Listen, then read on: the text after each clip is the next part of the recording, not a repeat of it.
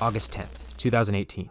A baggage handler in Washington is able to steal a plane with relative ease. Seemingly with no effort at all, he just waltzed onto a Q400 airliner and took off into the skies, only to purposefully crash it later on, after over an hour in the skies, being chased by F-15 fighter jets too. This generated one of the strangest stories in aviation that also ended in tragedy, but sparking an internet legacy for the culprit too. But how and why did he do this? Today, we explore the story of Richard Russell and why he is now dubbed as Sky King, as well as the events leading up to him stealing this plane. Richard Russell was a baggage handler at the Seattle-Tacoma International Airport. By all accounts, he was described as a man who was loved by his family, liked by his colleagues, and all around a good person to be near. Known as Beebo by his friends, he grew up outside of Anchorage, Alaska, eventually moving to the contiguous states for schooling and ending up in Sumner, Washington with his wife Hannah. This led him to finding a job at the nearby international airport, being a baggage handler.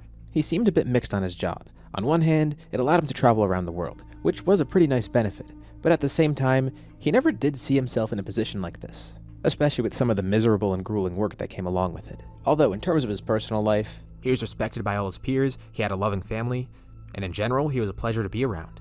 So with this happy life on the exterior, what caused him to steal a plane, then crashing it and killing himself in the process? The story itself doesn't have too many answers. Friday, August 10th, SeaTac, Washington. Richard checks in for work during the afternoon hours, wearing a shirt that reads "The sky's no limit." Perhaps intentional, perhaps coincidence. He does work at an airport after all. Whether he knew it or not then, he'd steal a plane and die later that night. Now, if you've ever been to any American airport anytime recently, it's really clear that these airports have a ton of checks in place. There's a bunch of procedures for how people get in, who can get in, and how they're monitored. But that's for average civilians. Richard actually worked at the airport. For people working at the airport, there's an even stricter process to see who can actually go there. Nothing seemed to pop up for Richard when he first came to this job. But this job did give him some special clearance, access that no average civilian would have had. As a baggage handler, of course he'd been on the runway before. He even knows how to tow planes. So at any given moment, he can go on there and hop aboard a plane. Of course, that would be a terrible idea, but the option was there. All he needed was an opening with quick execution, and he'd be able to take a plane all for himself. That's exactly what he did, and the craziest part is, this was all in plain sight. Whether it be the busyness of the airport, or the fact that a worker going onto the runway wasn't anything unusual, he was able to walk onto this plane unimpeded, and by the time the jet was moving, it was already far too late. 2:30 p.m. Pacific time, Richard clocks in for work. Not much is known beyond this point until he actually stole the plane. Nearly 5 hours later is the next time he's seen on camera, 7:15 p.m. Using a tow vehicle, Richard starts to move a Q400 plane on the runway. This is something that he's had training to do, as I mentioned before. Of course, he wasn't supposed to be doing it at this time, or really at all. This wasn't part of his role. Strangely enough, no one seemed to notice the plane theft just yet.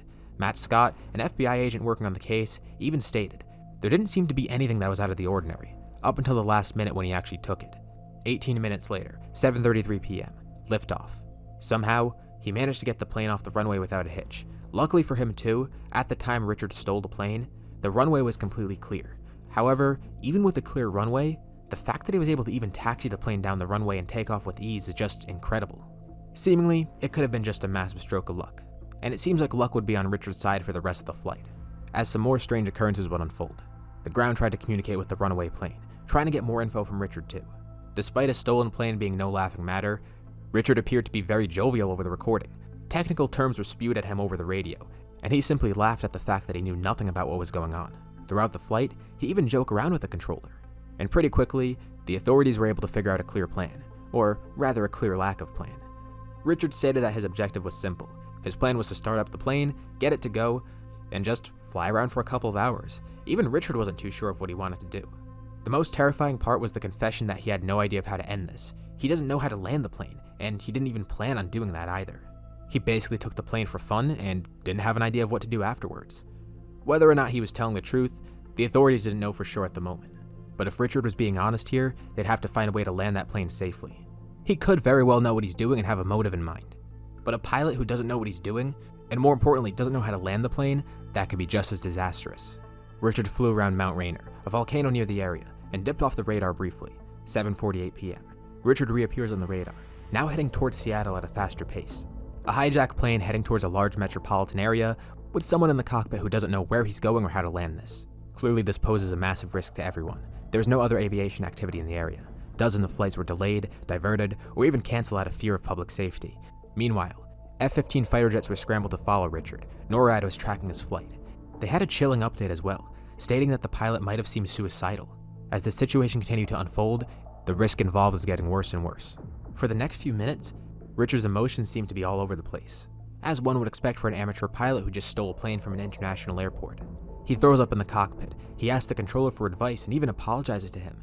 He gives info about himself, taking the situation seriously at some points, but at the same time, joking around and having fun.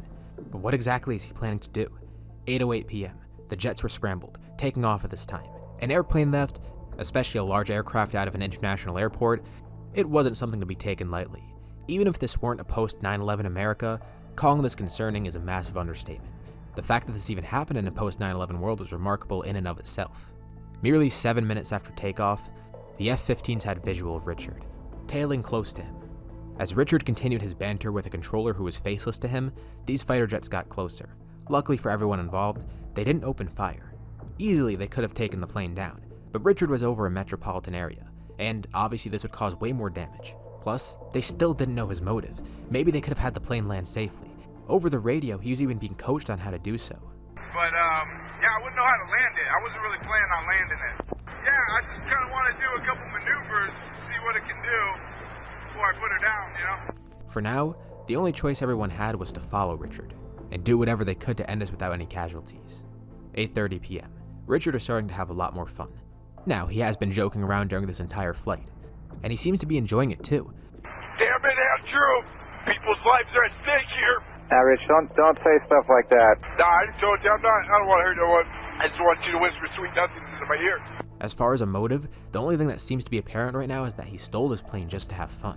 So, mission accomplished in that regard. Richard notes the beauty of his view, taking in the scenery around him, also saying over the radio that he's going to perform a barrel roll. 8:43 p.m. He pulls off a barrel roll. Even the fighter jet pilots were stunned. Over Richard's radio, he gets congratulated as well. Once again, luck seems to be on his side. He pulled this off without a hitch, first joking about doing it and then actually going forward and doing so. However, despite pulling this off, it seems like Richard was running out of time. By now he probably realized this too. Throughout the flight, he noted that he couldn't stop looking at the fuel. At some point, it would run out, but more importantly, Richard knew that he'd likely get serious jail time, mentioning this earlier in the flight. This is probably, like jail time for life, huh? I mean, I would hope it is for a guy like me. When reality set in for Richard, no one can know for sure. He didn't have a plan in mind at the beginning. He stole the plane on a whim, and maybe the way the story ended was also done on a whim too. Immediately after pulling off the barrel roll, tragedy struck. 8:46 p.m. Over Ketron Island, the plane descends, intentionally. In official reports, it was noted that this was no accident. Richard purposely tried to crash the plane like this. After a 73-minute flight, the plane crashed on this remote island, igniting a massive fire, but only causing one casualty, Richard Russell. The gravity of the situation must have set in for him. Despite joking around mere moments earlier and pulling off a barrel roll too, Richard ended the journey by diving into the ground, destroying the plane, and dying by suicide. No clear motive was given for why Richard did this. One pilot did mention that Richard was acting suspicious on his planes before, suggesting that he might have planned this in advance, and while this was done on a whim, he did wait for the perfect opportunity to do this. Whether he decided it earlier that day, or weeks beforehand, we can't know for sure. Some sources did suggest he might have been mentally unwell, but that still doesn't explain the full story. Even amidst the flight, Richard described himself as a broken man. And after this, it was found out that he was texting his wife throughout this too, basically telling her that she deserved better. Unwell or not, why steal a plane? Why do this to end his life? Was there a bigger reason for him to steal the plane? Did he plan to end his life that day? Or did he crash the plane on a whim, realizing that he'd go to prison? Perhaps he just simply planned to take the plane, and nothing beyond that, just as he said. He just wanted to get in the air, fly around a bit, and have some fun. But that still doesn't answer everything. Did he really plan to do that and not land it at all? No one can know for sure. Only one person can truly answer all of this. But those answers will never be found. Those answers died with Richard. And looking into this case, that was the strangest thing for me about this. It's the fact that no one knows why he actually did it. He didn't intend to harm anyone, it seems. He acted alone too. One big thing of note was that during this entire flight, his biggest concern wasn't the fact that he couldn't land the plane, but rather that he would upset others around him, and that he'd potentially harm people. He seemed regretful about this, and even apologized to controllers, his wife, and he made it clear multiple times that he didn't want to hurt anyone. And thankfully, by crashing on that remote island, he didn't hurt anyone. By all accounts before this act, and even during this act, Richard did not seem like a bad man at all. The same attitude he went through his daily life with, he kept that while piloting this plane, joking around with everyone, and just having a good time.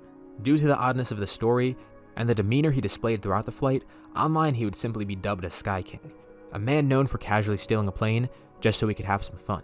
Part of this might have been because of Richard's online presence too. He even had a history of posting memes, perhaps adding to people's favorable view of him.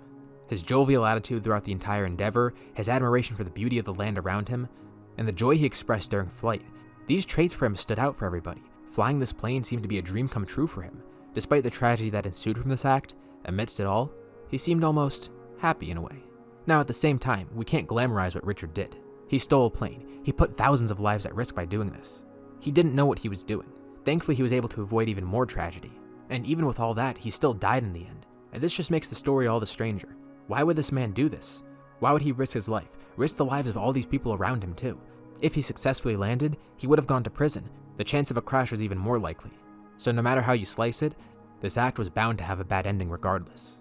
We might not ever know why Richard did what he did. Richard himself might have not even known. Maybe he didn't even intend to die that day. Maybe he truly just stole the plane on a whim. Maybe he really just wanted to have some fun, and didn't plan anything beyond that.